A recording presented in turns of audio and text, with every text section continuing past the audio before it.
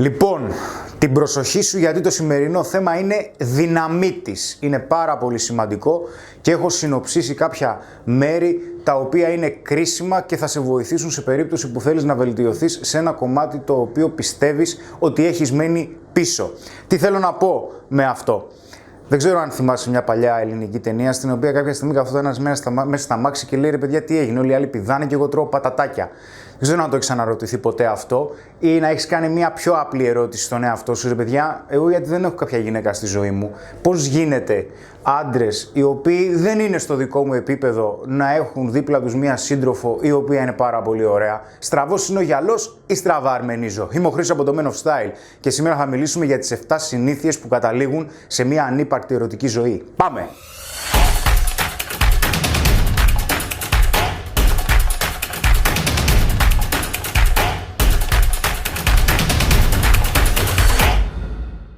Πρώτα απ' όλα, οι συγκεκριμένες συνήθειες δεν είναι μόνο πρακτικές, αλλά είναι και νοοτροπίες, είναι τρόποι σκέψης. Για παράδειγμα, η πρώτη συνήθεια είναι πως έχεις την πεποίθηση πως επειδή δεν έχεις την εμπειρία που θα ήθελες, δεν μπορείς να διεκδικήσεις ή δεν θέλεις ή δεν αισθάνεσαι άνετα να διεκδικήσεις αυτό που πραγματικά θέλεις από τις γυναίκες. Άκου να δεις, φίλε. Μαζί σου η εμπειρία παίζει ρόλο σε οτιδήποτε για να κάνουμε στη ζωή. Όμως η εμπειρία κερδίζεται. Υπάρχει περίπτωση να μην έχεις την εμπειρία που θα ήθελες, γιατί έχεις φτάσει για παράδειγμα σε μια ηλικία που θα ήθελες να έχεις περισσότερες ερωτικές συντρόφους, ή υπάρχει περίπτωση να είσαι, ας πούμε και την αλήθεια, παρθένος. Να σου πω και κάτι. Δεν τρέχει τίποτα. Όταν αποφασίζεις να διεκδικήσεις αυτό που θέλεις, τότε το μόνο πράγμα που χρειάζεσαι είναι να σκεφτείς πόσο πολύ το θέλεις και τι χρειάζεται να συμβεί για να το αποκτήσεις και να το διεκδικήσεις με τρόπο που θαυμάζεις εσύ ο ίδιος τον εαυτό σου. Όλα τα άλλα είναι να είχαμε να λέγαμε. Δεύτερη συνήθεια. Δεν προσέχεις την εξωτερική σου εμφάνιση. Κοίταξε να δεις. Επικοινωνιακές δεξιότητες μετρούν. Οι πεποιθήσεις σου για το τι πιστεύεις ότι σου αξίζει μετρούν. Το τι προσδοκείς μετράει. Οι εμπειρίες σου μετράνε για το πώς έχουν διαμορφώσει αυτά που πιστεύεις ότι θα έρθουν στο μέλλον. Ναι, οκ. Η εξωτερική εμφάνιση όμως μέχρι κάποιο σημείο παίζει καταλυτικό ρόλο, ειδικά στην πρώτη εντύπωση και στην πρώτη οπτική επαφή. Αυτό που θέλω να πω είναι ότι δεν χρειάζεσαι να πας να γίνεις 100-150 κιλά στον όγκο και να έχεις 2% σωματικό λίπος και όπου πηγαίνεις να γυρνάνε κεφάλια και να παθαίνουν αυγενικό. Όχι βέβαια, αυτό που έχω ξαναπεί είναι ότι χρειάζεται να είσαι λίγο πιο πάνω από το μέσο όρο και για να γίνει αυτό χρειάζεται απλά να έχεις ένα σώμα το οποίο είναι λίγο παραπάνω από το φυσιολογικό, όχι τρελά πράγματα, γιατί η προτεραιότητά μας δεν είναι να φτιάξουμε ένα κορμί άγαμνα, αλλά η προτεραιότητά μας είναι να βελτιώσουμε γενικότερα τη ζωή μας και τους τομείς οι οποίοι έχουν και τη μεγαλύτερη επίδραση σε αυτήν. Όμως, όταν προσέχεις την εξωτερική σου εμφάνιση και από θέμα γονιδίου, δεν λέω να αρχίζεις να τραβιέσαι για να γίνεις ψηλός, ενώ να κάνεις λίγο γυμναστική, να προσέξεις λίγο τη διατροφή σου και κυρίως τσέκαρε και τα άρθρα και τα βίντεο που έχουμε και τα βίντεο του Θέμη αλλά και τα άρθρα στο site μας, γιατί αναφέρουν κάποιες πολύ πρακτικές συμβουλές οι οποίες έχουν να κάνουν με το στυλ. Το στυλ είναι πάρα πολύ σημαντικό γιατί μας βοηθάει να προβάλλουμε ότι έχουμε και μια κοινωνική αλληλεπίδραση, ότι κοινωνικοποιούμαστε και με άλλους ανθρώπους και δεν έχουμε παραμελήσει τον εαυτό μας. Οπότε δώσε και λίγο βάση στην εξωτερική εμφάνιση, μέχρι κάποιο σημείο μετράει. Τρίτη συνήθεια. Ανύπαρκτη κοινωνική ζωή. Πρόσεξε τώρα, εδώ πέρα θέλω να το σπάσω σε 2 κομμάτια. Όταν αναφέρω για κοινωνική ζωή εννοώ πρώτον να μην έχεις καθόλου κοινωνική ζωή, δηλαδή να κάθεσαι όλη μέρα στο σπίτι και να παίζεις video games. Τα video games, οι σειρές, οι ταινίες είναι μια χαρά, είναι γαμό, αν μου επιτρέψεις και την έκφραση, αλλά αν κάθεσαι μόνο μέσα στο σπίτι δεν υπάρχει περίπτωση να κάνεις νέες γνωριμίες, δεν υπάρχει περίπτωση να αρχίζεις να δημιουργείς τριβή όσον αφορά για την κοινωνικοποίησή σου και να βλέπεις σε ποια κομμάτια υστερείς και σε ποια κομμάτια μπορείς να βελτιωθείς. Τώρα, όσον αφορά για το άλλο κομμάτι της κοινωνικής ζωής, έχει να κάνει με τον κοινωνικό κύκλο. Είναι ωραίο να γνωρίζεις γυναίκες και να φλερτάρεις ερωτικά μέσω του κοινωνικού κύκλου, ωστόσο όταν στηρίζεσαι μόνο στον κοινωνικό κύκλο, τότε το πράγμα αρχίζει και χωλαίνει. Γιατί υπάρχει περίπτωση να κάνεις γνωριμία με μια γυναίκα στον κοινωνικό σου κύκλο, να προκύψει κάτι ερωτικό, να δείτε ότι δεν ταιριάζεται, μετά τι θα κάνεις? Θα πας στην άλλη γυναίκα στον κοινωνικό κύκλο? Δεν γίνεται. Σε αυτό το κομμάτι λοιπόν θα χρειαστεί να επεκταθείς, όπως θα δούμε στη συνέχεια, και εκτός κοινωνικού κύκλου. Συνήθεια νούμερο 4. Καλά. Η ιστορία της ζωής μου. Η γυναίκα που σου αρέσει δεν το ξέρει και δεν πρόκειται να το μάθει ποτέ. Είτε βρίσκεσαι σε ένα κοινωνικό κύκλο, είτε βρίσκεσαι για παράδειγμα στο χώρο της εργασίας, το οποίο θα το δούμε μελλοντικά σε άλλα βίντεο γιατί είναι λίγο πιο λεπτό ζήτημα. Η γυναίκα που σου αρέσει δεν το ξέρει. Δηλαδή, η συζήτηση που κάνεις είναι συνεχώς μέσα σε ένα ασφαλές περιβάλλον, δεν εκφράζεις τις προθέσεις σου ή εν τέλει δεν ξεκαθαρίζεις τα πράγματα λέγοντάς να πάτε για ένα καφεδάκι, να πάτε για ένα ποτάκι, δηλαδή να βγείτε μόνοι σας. Μην το κάνεις γιατί θα γυρνάς κάθε μέρα σπίτι σου, ειδικά αν τη βλέπεις συχνά και θα κλαις. Στο λέω γιατί το ξέρω πάρα πολύ καλά, γιατί το έχω κάνει. Πάμε στην επόμενη συνήθεια. Συνήθεια νούμερο 5. Super sauce. Δεν ξέρω τι να πω στη γυναίκα που μου αρέσει και δεν έχω την αυτοπεποίθηση που θα ήθελα. Ξεκινάμε. Άκου να δεις. Σίγουρα και το τι θα πεις και το πότε θα το πεις και το πώς θα το πεις, όλα αυτά μετρούν. Αλλά φίλε, χρειάζεται εξάσκηση.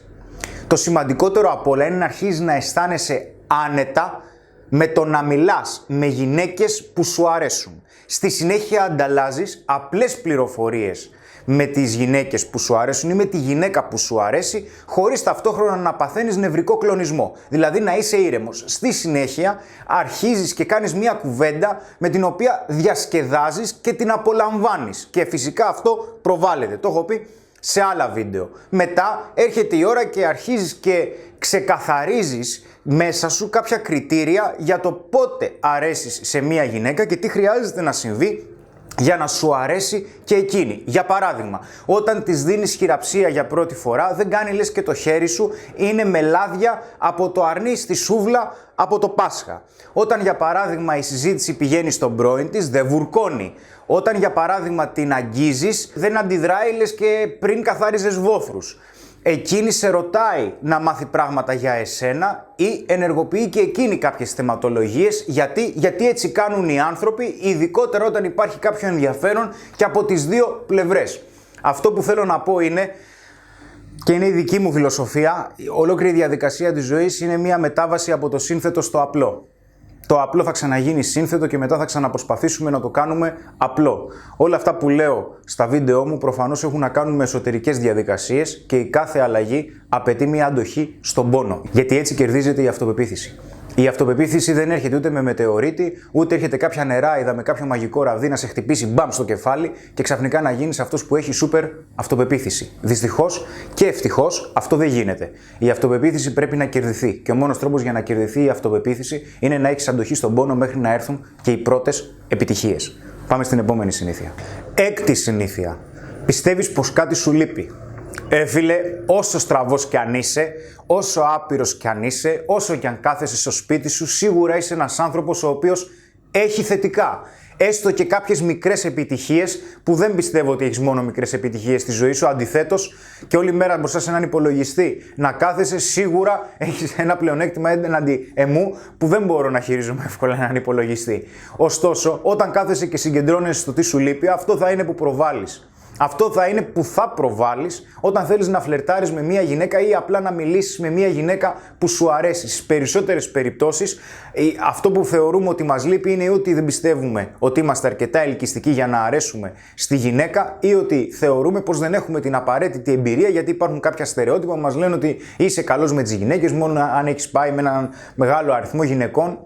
Ο αριθμός των γυναικών δεν φέρνει ευτυχία και αυτό το μαθαίνεις μόνο από την εμπειρία. Αυτό που θέλω να σου πω είναι ναι μεν έχεις κάποια αρνητικά, πιθανόν να έχεις κάποια αρνητικά γιατί μπορεί και να μην έχεις, όμως όλοι έχουμε αρνητικά και όλοι έχουμε κάποια σκοτεινά στοιχεία τα οποία τα έχουμε κρύψει πολύ καλά κάτω από το χαλάκι. Ωστόσο αυτό που θέλω να πω είναι ότι κάποια στιγμή θα χρειαστεί να πάρεις κάποια απόφαση και να βελτιώσεις την ερωτική σου ζωή. Γιατί αν βλέπεις διαρκώς ότι υπάρχει κάτι παραπάνω εκεί έξω. Υπάρχει κάτι το οποίο μένει να το διεκδικήσω. Ότι δεν γίνεται να βλέπω ανθρώπους να έχουν ερωτική ζωή και εγώ που πραγματικά και αντικειμενικά πιστεύω ότι μου αξίζει να μην έχω αυτήν την ερωτική ζωή που θα ήθελα, οποιαδήποτε ερωτική ζωή και αν θέλεις. Και πάμε φυσικά στο 7ο, έτσι να δώσουμε λίγο πόνο. 7ο και τελευταίο. Super sauce. Δεν μιλάς με άγνωστες γυναίκες. Αν στηρίζεσαι μόνο στον κοινωνικό σου κύκλο. Αν στηρίζεσαι μόνο από τις γυναίκες που μπορεί να σου γνωρίσουν οι φίλοι σου. Ποτέ. Μιλάω προσωπική εμπειρία. Αν στηρίζεσαι μόνο από τις γυναίκες που μπορεί να γνωρίζεις μέσα σε ένα επαγγελματικό περιβάλλον. Αν πιστεύεις ότι η γυναίκα που σου αρέσει ξαφνικά ενώ περπατάς στον δρόμο θα πέρθει πάνω σου, θα σε κοιτάξει, θα ερωτευτεί και θα σου πει φίλε τέλος, παντρευόμαστε. Ελπίζω να μην σου πει παντρευόμαστε, τα προηγούμενα ελπίζω να συμβούν. Ωστόσο, όταν δεν μιλάς με άγνωστες γυναίκες, περιορίζεις απίστευτα τον φάσμα των επιλογών σου. Περιορίζεις απίστευτα τον φάσμα των εμπειριών σου, περιορίζεις απίστευτα το φάσμα της επικοινωνιακής εξέλιξης που θα έχεις, αλλά και της εξέλιξης της νοοτροπίας και του τρόπου σκέψης που έχεις. Δεν με ενδιαφέρει αν πιστεύεις κάτι, δεν με ενδιαφέρει αν αυτό που πιστεύεις είναι σωστό ή όχι. Για παράδειγμα, δεν είναι εύκολο να προσεγγίσεις μια ωραία γυναίκα και να είναι άγνωστη. Ναι, δεν είναι εύκολο στην αρχή. Μετά αρχίζει και γίνεται εύκολο. Οι γυναίκες μπορεί να είναι έτσι, μπορεί να θέλουν εκείνο. Οκ. Δεν με ενδιαφέρει αυτή τη στιγμή να εξετάσω αν αυτό που πιστεύεις εσύ, ο χ-οψ είναι σωστό ή όχι. Όμως αυτό που αξίζει να αξιολογήσεις πραγματικά και ρεαλιστικά είναι αν αυτό που πιστεύεις δουλεύει. Αν αυτή τη στιγμή η ερωτική σου ζωή είναι ανύπαρκτη ή δεν βρίσκεται στα επίπεδα τα οποία εσύ θα ήθελες, τότε θα χρειαστεί κάποια στιγμή να αναλάβεις την ευθύνη και να κάνεις αυτό το άλμα πίστης και να δεις για το τι πραγματικά μπορείς να διεκδικήσεις και μην ξεχνάς, εσύ έχεις την πίτα, εσύ έχεις και το μαχαίρι. Θα διεκδικήσεις με όποιο τρόπο θες, όσο θες και με κριτήρια τα οποία εσύ τα ορίζεις. Πάντα βέβαια με σεβασμό και χωρίς να προσβάλλουμε τις γυναίκες που μας αρέσουν, γιατί πάντα μια ποιοτική επικοινωνία είναι μια αλληλεπίδραση θετικότητας. Ήμουν ο Χρήστος από το Men of Style και σήμερα μιλήσαμε για τις 7 συνήθειες που καταλήγουν σε μια ανύπαρκτη ερωτική ζωή. Να είσαι καλά!